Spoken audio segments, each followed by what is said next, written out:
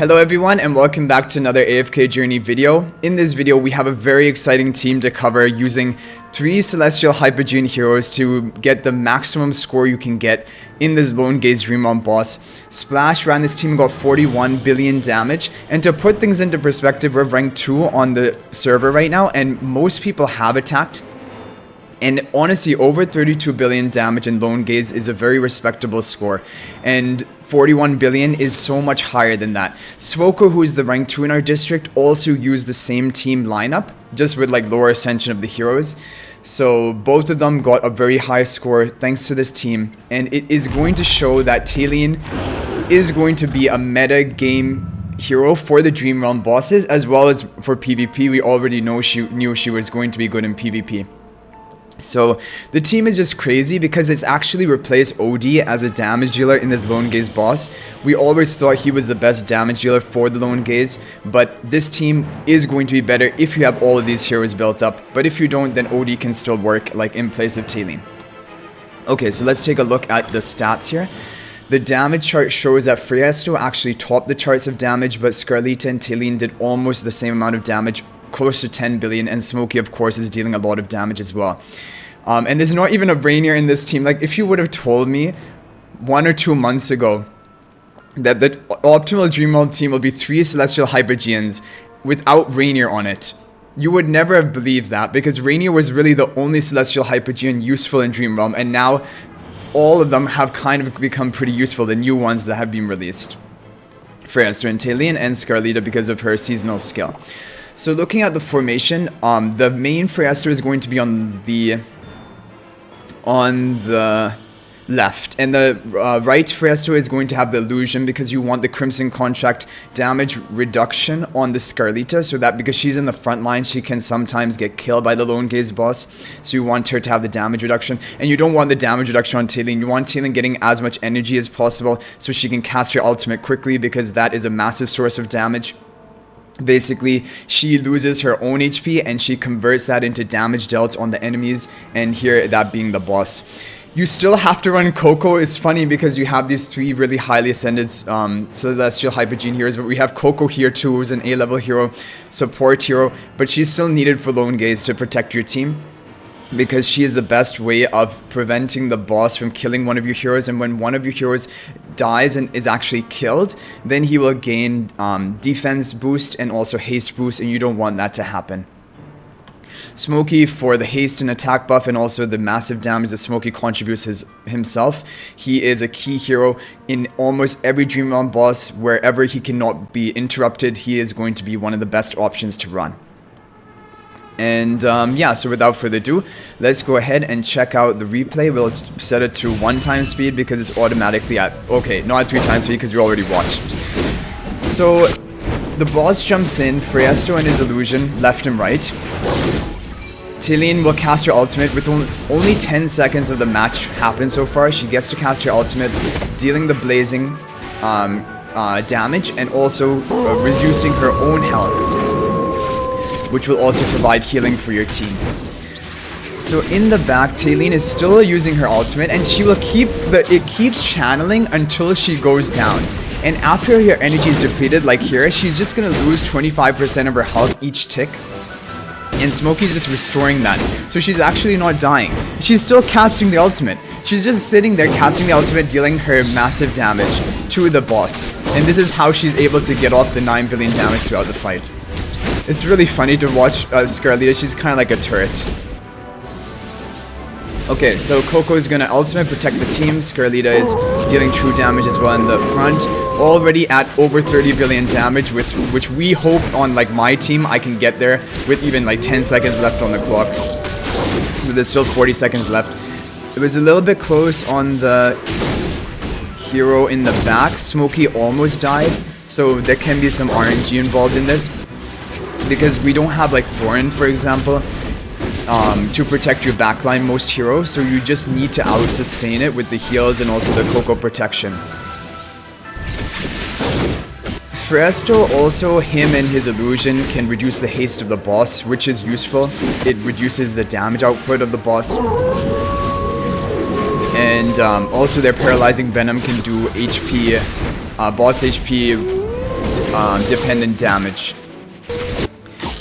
Because the Freyaster's actually contribute the highest amount of damage here. So there we go, Smokey is going to go down with 7 seconds left. And as soon as one hero dies, the boss gains 20% physical and magic defense, and also 20 haste, and then your damage becomes much slower after that. Okay, and that is the team. So Freyasto contributing the most damage, him and his illusion deal a lot of damage throughout the fight. We've talked about it before in the previous showcase of the King Croaker boss, because they can keep channeling their ultimates, they can keep using their skills, and both Freyasto and his illusion have the same identical stats. So they will both be dealing almost equal amount of damage. It isn't like a weaker summoned version. And Talene was just ultimating the whole fight and just being sustained with Coco protection and shields and the smoky heals, and that allowed her to contribute 9.5 billion of damage without any damage reduction or damage in any form of increasing the damage received by the boss, like by Thorin or Rainier. We didn't have that on the team, but still 9.5 billion damage from her, tying Scarlita for damage, which is pretty insane because Scarlita deals a lot of damage when she's come down, because she has true damage on her skills and ultimate and normal attacks. And Scarlita in her seasonal skill will give damage buff to your team by 15% and also haste by 10. That further powers up this team. And so this is only going to be like a preview of probably what is to come in Dream Realm. I really suspect that Talene is going to be one of the best heroes all over the game. She seems to be very usable in Dream Realm due to the damage that she can contribute, and it's all from her ultimate ability. If we look at Talene, the ultimate was all she was basically casting throughout the fight.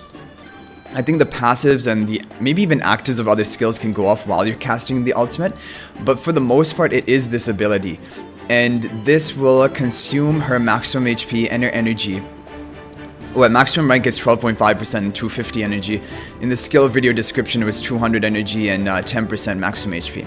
But dealing this much damage, an extra damage equal to this of her lost HP. A percentage of her lost HP which is pretty high, 170% of her lost HP, and that can be increased by ultimate power. So yeah, Talene, on her mythic charms you want to give her ultimate power.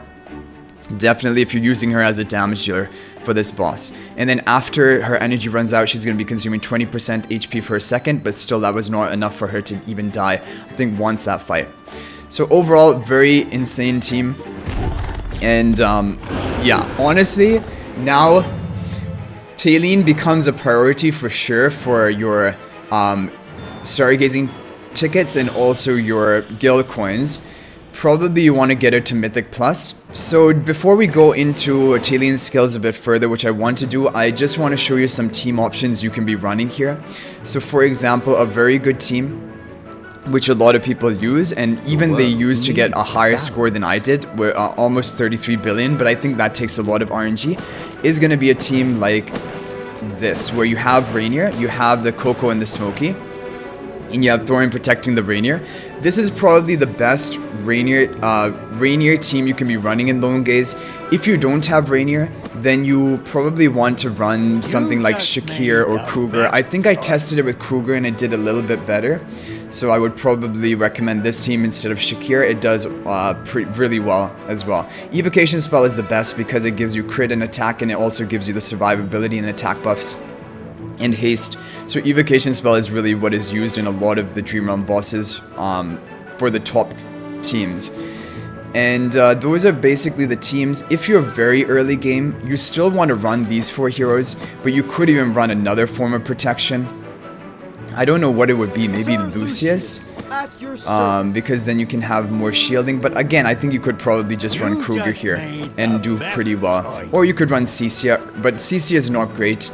And if you do run her, just make sure your backmost ally is going to be the one who is most protected. So if you have Soul Pact from Thorin, keep it on your backmost ally. And if you have like a Cecia up further, then she will be protected. The Lone Gaze Wolf will be prioritizing attacking your backline hero.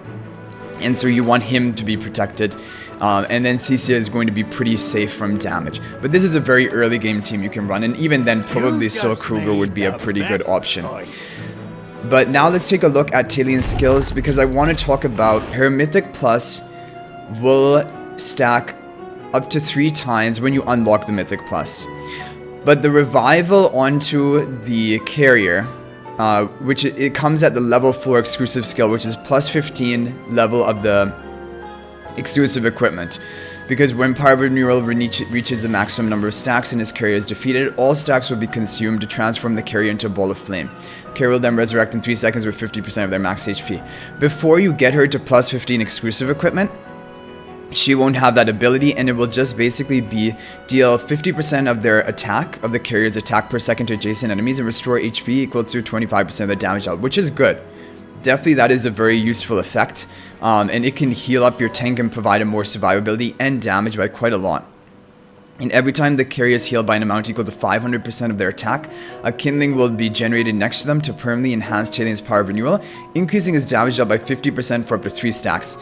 Like up to 150% of attack to adjacent enemies, and you're also healing for 25% of the damage dealt. It's crazy, but it won't have the resurrection until plus 15. So that's another thing to keep in mind. Even if you get it to Mythic Plus, if you are expecting that revival, you will have to get it to plus 15. So keep that in mind, and that costs you 275 temporal essences along with like the 150 title essences you'll need. But anyway guys, that's gonna be it for this video. I hope it was helpful, and good luck in your lone gaze, and also I hope you're enjoying the new update for this season, because there are a lot of new features and there's a lot I want to talk about, but we'll talk about it in future videos as well. This was just, I wanted to cover this team because Talene is taking over the Dream Realm by storm, and it is really just showing us how important of a hero and a meta game changing hero she is, and why we need to try and summon her and also buy her from the guild store. But anyway guys, that's gonna be it for this video. Thank you for watching, and I hope if you guys are new to the channel, be sure to subscribe because we upload daily AFK journey videos. But until the next video, everyone, peace out for now, and I will hopefully see you in the next video.